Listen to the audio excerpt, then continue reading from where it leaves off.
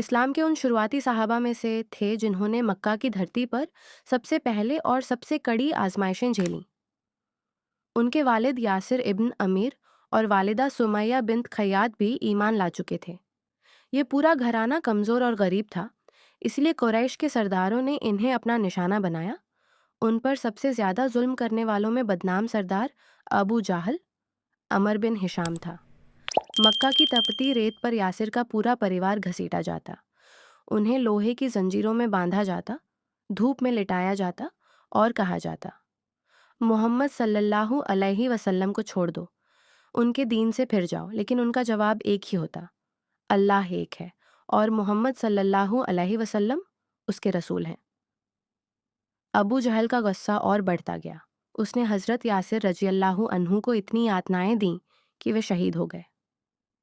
پھر اس نے حضرت سمیہ رضی اللہ عنہا کو بھالے سے وار کر کے شہید کر دیا۔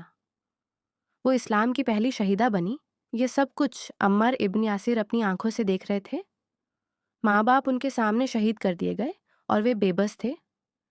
مجبوری میں کفر کا کلمہ عمار پر ظلم اور بڑھا دیا گیا۔ انہیں اتنا مارا گیا، اتنا ستایا گیا کہ جان نکلنے کی نوبت آ گئی۔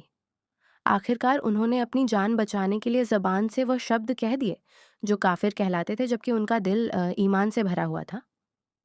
رہا ہونے کے بعد وہ روتے ہوئے رسول اللہ صلی اللہ علیہ وسلم کی خدمت میں پہنچے اور کہا، یا رسول اللہ، میں نے مجبوری میں ان کے کہے ہوئے شبد کہہ دیے۔ نبی صلی اللہ علیہ وسلم نے پوچھا، عمار، تمہارا دل کیسا ہے؟ انہوں نے کہا، ایمان سے بھرا ہوا ہے۔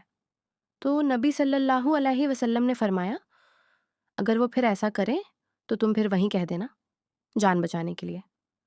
تب اللہ تعالیٰ نے یہ آیت نازل فرمائی، جو ویکتی ایمان لانے کے بعد کفر کرے سوائے اس کے جسے مجبور کر دیا جائے جبکہ اس کا دل ایمان پر قائم ہو۔ قرآن 1606۔ یہ آیت حضرت عمار رضی اللہ عنہ کی سچائی اور مجبوری کی گواہی بن گئی۔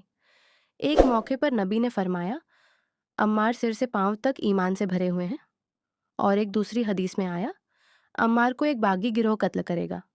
بعد میں جنگ صفین میں وہ شہید ہوئے، اور یہ بھی نبی صلی اللہ علیہ وسلم کی نبوت کی سچی نشانی بنی۔ سکھ۔